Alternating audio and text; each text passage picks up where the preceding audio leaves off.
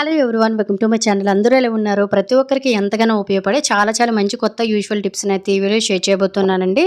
ఇంతవరకు మీరు ఖచ్చితంగా ఈ టిప్స్ ఎక్కడ చూసి ఉండరు, ఎవరు కూడా చెప్పి ఉండరు. టిప్స్ చాలా యూజ్ఫుల్గా ఉంటాయి. మీరు చేయకుండా ఎండింగ్ వరకు చూడండి. ఇంక ఫస్ట్ టిప్ అనేది తెలుసుకుందాము. జనరల్గా మీరు ఎవరినైనా కూడా అడిగి చూడండి, మన ఇంట్లో ఎక్కువ బ్యాక్టీరియా అనేది ఎక్కడ ఉంది అని అడిగారు అనుకోండి.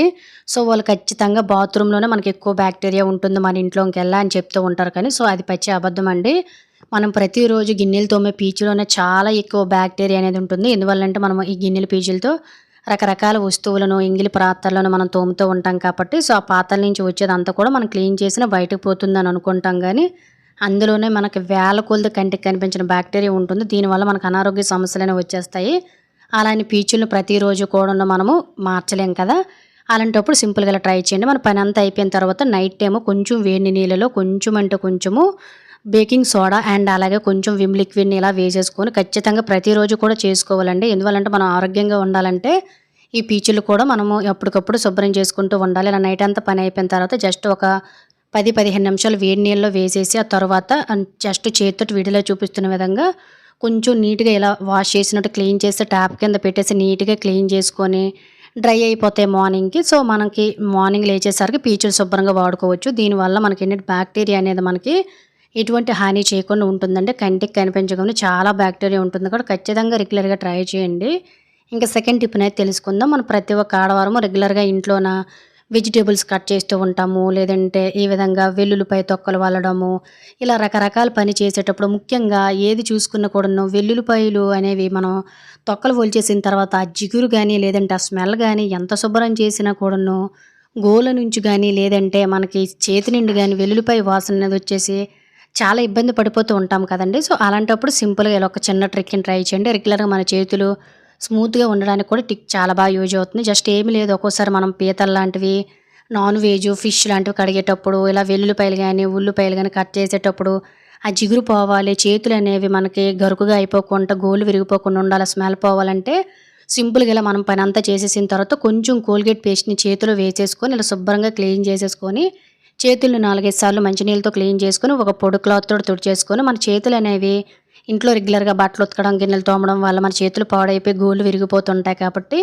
ఇంట్లో పని అయిపోయిన తర్వాత రోజుకు 1-2 సార్లైనా ఇలా వ్యాజ్లైన్ అనేది రాసి మన చేతులను ఎప్పటికప్పుడు పొడిగా ఉంచుకున్నట్లయితే ఇంట్లో ఎన్ని పనులు చేసినా కూడా మన చేతులు అనేవి చాలా స్మూత్గా మంచి స్మెల్ కూడా వస్తాయి. ఖచ్చితంగా ట్రై చేయండి. ఇంకా నెక్స్ట్ ఐడియా అయితే తెలుసుకుందాం. జనరల్గా ఎప్పుడైనా ఏవైనా ప్రోడక్ట్లు కొనేటప్పుడు మనకి ఇటువంటి అనేవి కార్డ్బోర్డ్స్ అనేవి వస్తూనే ఉంటాయి కదండి. సో వీటిని మనం ఎందుకు పనికిరావని పడేస్తూ ఉంటాం. కానీ వీటి వల్ల మన ఆడవారికి ఎన్నో ఉపయోగాలు అయితే ఉంటాయండి. సో వీటిని ఎలా యూజ్ చేసుకోవాలనేది తెలుసుకుంది. నేను కీబోర్డు బుక్ చేస్తే నాకు ఈ అట్ట అనేది వచ్చిందనమాట. దీన్ని ఈ విధంగా ఒక పీస్, ఎంత పీస్ కావాలో అంత ముక్కను కట్ చేసేసాను. దానికి తగ్గట్టుగా ఒక వైట్ కవర్ ఉంటే దానికి ఇలా ఎడ్జులు అనేవి లేకుండా నీట్గా కట్ చేసేసాను అనమాట. జనరల్గా మనకి చాలా వస్తువులు పనికిరావని పడేస్తూ ఉంటాం, కానీ ఇవే మనకి చాలా హెల్ప్ అవుతూ ఉంటాయండి. ఏమీ లేదు, ఈ కవర్ అనేది ఈ విధంగా నేను పెట్టేసుకున్న తర్వాత చుట్టూ మీరు గమ్ము కానీ లేదంటే టేప్తో కానీ అంటేం చేసుకోండి. లేదు అనుకున్నట్లయితే ఈ విధంగా చుట్టూ కూడా మీరు పిన్నులు కొట్టేసుకున్నారు అనుకోండి, మీకు మినీ బోర్డు అనేది రెడీ అయిపోతుందండి. మీరు కావాలంటే దీన్ని పెద్ద సైజులో కూడా చేసేసుకోవచ్చు అనమాట. చాలా బాగా ఉపయోగపడుతుంది. ముఖ్యంగా మన ఇంట్లో ఆడవారమే ఆ పనులు ఈ పనుల హడావిడిలోనైతే మనము వస్తువులు బయట తెచ్చుకోవాలి, వస్తువులు అనేవి మర్చిపోతుంటాం కదా. రెగ్యులర్గా చేయవలసిన పనులు అనేవి మర్చిపోతుంటాము. సో వీటి మీద మనం ఈజీగా రాసుకోవడానికి చాలా బాగా యూజ్ అవుతుంది బోర్డు లాగా. సో బ్యాక్ సైడ్ ఈ విధంగా డబుల్ సైడ్ టేప్ని రెండింటిని అంటించేసుకున్నానండి. తీసుకుని వెళ్ళి మీకు ఎక్కడైతే కిచెన్లో అనువుగా ఉంటుందో అక్కడ మీరు ఎలా పెట్టుకున్నారనుకోండి, కిచెన్లో అయిపోయిన వస్తువులను మీరు ఎప్పటికప్పుడు దీని మీద మర్చిపోకుండా రాసుకొని తెచ్చుకోవడానికి చాలా యూజ్ఫుల్గా ఉంటుంది. తర్వాత మనం క్లీన్ చేసుకోవడం కూడా చాలా ఈజీ అనండి. ఇది కవర్ కాబట్టి వాటర్తో కానీ లేదంటే నీళ్ళ రిమూవర్తో కానీ ఈజీగా క్లీన్ చేసుకొని మళ్ళీ రెగ్యులర్గా వాడుకోవచ్చు. ముఖ్యంగా పిల్లలు ఏవైనా రాసుకోవడం కానీ పెయింటింగ్ లాంటివి, బొమ్మలు లాంటివి గట్రా వేసుకోవడానికి కూడా ఇది చాలా బాగా యూజ్ అవుతుంది అనమాట. సో ఖచ్చితంగా నా కిచెన్లో ఇటువంటిది అనేది ఒకటి ఉంటుందండి. నేను ఎప్పటికప్పుడు వస్తువులను మర్చిపోకుండా అలా రాసుకొని బయటికి వెళ్ళేటప్పుడు ఈ లిస్ట్ అనేది చూసుకొని నేను హ్యాపీగా తెచ్చుకుంటూ ఉంటానన్నమాట. చూడండి, నేను జస్ట్ తడి క్లాత్తోటి ఇలా క్లీన్ చేస్తున్నాను. మళ్ళీ శుభ్రం అయిపోతుందండి. ఇది కవర్ కాబట్టి మళ్ళీ మనకి చక్కగా రీయూజ్ చేసుకోవచ్చు అనమాట. చాలా ఉపయోగకరంగా ఉంటుంది. ఒకసారి అయితే ట్రై చేయండి. ఇంకా నెక్స్ట్ ఐడియా అయితే తెలుసుకుందాం. జనరల్గా మనకి పెనాలు అనేవి అయిపోయిన తర్వాత ఎందుకు పనికిరావని పడేస్తూ ఉంటాం, కానీ ఈ పెన్ క్యాప్స్తో మనకి చాలా ఉపయోగాలు అయితే ఉంటాయండి. ఒక్కొక్కసారి మనము పూజ చేసేటప్పుడు గానీ, తులసిమాత దగ్గర ఏవైనా అగరబత్తులు వెలిగించేటాలనుకునేటప్పుడు అక్కడ స్టాండ్ అనేది అవైలబుల్‌గా ఉండదు కదండీ! అలాంటప్పుడు వీడియోలో చూపిస్తున్న విధంగా ఒక పెన్ క్యాప్ తీసుకొని దానికి డబుల్ సైడ్ టేప్‌ని అంటించేసుకొని, ఇలా మనకి హాల్‌లో గానీ, లేదంటే ఎక్కడ బెడ్‌రూమ్‌లో గానీ, ఎక్కడ కావాలంటే అక్కడ మనము ఇలా అగరబత్తులు వెలిగించాలనుకుంటే స్టాండ్ అనేది మనకుండదు కదా! అలాంటప్పుడు మన అగరబత్తులనేవి వీటిలో వెలిగించుకోవడానికి ఇది మనకి ఒక స్టాండ్ బాగా యూజ్ అవుతుందండి. వీడియోలో చూపిస్తున్న విధంగా నేను హాల్‌లో ప్రతిరోజు కూడా ఒక 2 అగరబత్తులనేవి వెలిగిస్తానండి. ఇల్లు మొత్తం కూడా స్ప్రెడ్ అవుతుందని. అలాంటప్పుడు ఈ విధంగా నేనైతే సెటప్ చేసుకున్నాననమాట. దీనివల్ల మనకేంటంటే ఇంటి నిండా కూడా మనకి స్మెల్ అనేది స్ప్రెడ్ అవుతుంది. ముఖ్యంగా మనకు అగరబత్తులనేవి ఎక్కడ కావాలంటే అక్కడ ఔట్‌డోర్‌లో గానీ, అసలు స్టాండ్‌తో పనే లేకుండా మనం చాలా చాలా ఈజీగా మనం ఇలా సెటప్ చేసుకోవచ్చనమాట. ఇలా పడేసే వాటిలతోటే చాలా చాలా యూజెస్ అయితే ఉంటాయండి. ఖచ్చితంగా ఒక చిన్న ట్రిక్‌నైతే ట్రై చేయండి యూజ్ అవుతుందంటే. ఇంకా నెక్స్ట్ ఐడియా అనేది తెలుసుకుందాము. నార్మల్‌గా మనం బట్టలు వేసుకునేవి మడతబెట్టి పెడుతూ ఉంటాం గానీ, వేసుకోవాలనుకునేటప్పుడు మడతలు పడిపోతుంటాయి కదా! అలాంటప్పుడు ఐరన్ చేసుకోవాలంటే కొంచెం ఎక్కువ డబ్బులు అవుతాయి. లేదనుకున్నట్లయితే అప్పటికప్పుడు మనం బయటకి వేసుకొని వెళ్ళాలి. కానీ డ్రెస్ మొత్తం నలిగిపోయింది. దీన్ని అప్పటికప్పుడు ఐరన్ చేసుకోవాలనుకునేటప్పుడు ఐరన్ బాక్స్ అందుబాటులో లేదు అనుకునేటప్పుడు సింపుల్‌గా రూపాయి ఖర్చు లేకుండా బట్టలన్నిటిని కూడా ఇస్త్రీ చేసుకోవాలనుకున్నట్లయితే సింపుల్‌గా చిన్న ట్రిక్‌ని ట్రై చేయండి. ఏమీ లేదు. జస్ట్ మీరు ఇస్త్రీ చేసుకునేటట్టుగా కొంచెము దళసరివి ఏవైనా రగ్గుల్లాంటివి, దుప్పట్లాంటివి ముందు చక్కగా సెటప్ చేసుకోండి కిందన. ఆ తర్వాత ఇలా కుక్కర్‌లోను కొంచెం వేడి నీళ్ళు వేసుకోండి. ఆ వేడి నీళ్ళనేవి అటు ఇటు కదలకుండా మనం ఇలా చిన్న రుబ్బు రోళ్ళనేవి మనకి కిచెన్‌లో ఉంటూ ఉంటాయి కదండీ! వాటిని బరువుగా ఉండడం కోసం ఇలా సెటప్ చేసుకొని నార్మల్‌గా మీరు బెల్ట్ పెట్టి ఏ విధంగా కప్పు క్లోజ్ చేస్తారో అదే విధంగా పెట్టేయండి. పైన విజిల్ అయితే పెట్టకండి.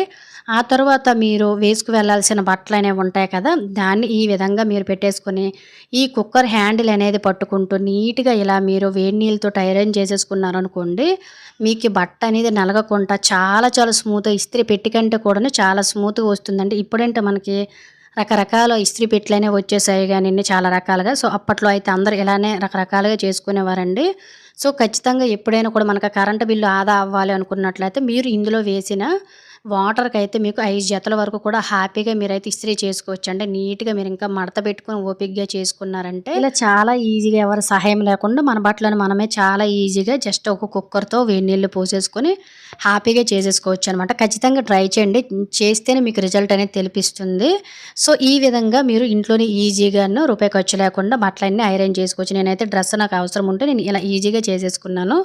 ఇంకా నెక్స్ట్ ఐడియానే తెలుసుకుందాం. ప్రతి ఒక్క ఆడవారికి కూడా ఈ టిప్ చాలా బాగా యూజ్ అవుతుందండి. జనరల్‌గా మనము నుదుటిన కుంకుమ పెట్టుకునేటప్పుడు గాలికి ఎగిరిపోతుంది. అలాగే మనకి ఈవినింగ్ వరకు కూడా అస్సలు నిలబడదు. అలాగే బయట కొనే కుంకుమలో ఆర్టిఫిషియల్ కలర్స్, కెమికల్స్ కలుపుతూ ఉంటారు కాబట్టి పెట్టుకునే నుదుటి దగ్గర మచ్చలాగా అయిపోయి కొంతమందికి ఇన్ఫెక్షన్స్, పుల్లులకు కూడా అయిపోతుంటాయండి. ఇవన్నీ ఏవి లేకుండా మనం కుంకుమ అనేది పెట్టుకునేది ఈవినింగ్ వరకు చెక్కు చెదరకుండా అలాగే స్కిన్‌కి ఎటువంటి కూడా ఎఫెక్ట్ అవ్వకుండా ఉండాలంటే సింపుల్‌గా మీరు ఎక్కడైతే కుంకుమ పెడతారో నుదుటిన ఆ ప్లేస్‌లో కొంచెం మాయిశ్చరైజేషన్ క్రీమ్‌ని గాని లేదంటే ఫెయిర్ అండ్ లవ్లీని గాని కొంచెం ఇలా పెట్టేసుకొని మీకు నచ్చిన సైజులోని బొట్టును ఇలా సెటప్ చేసుకోవచ్చండి.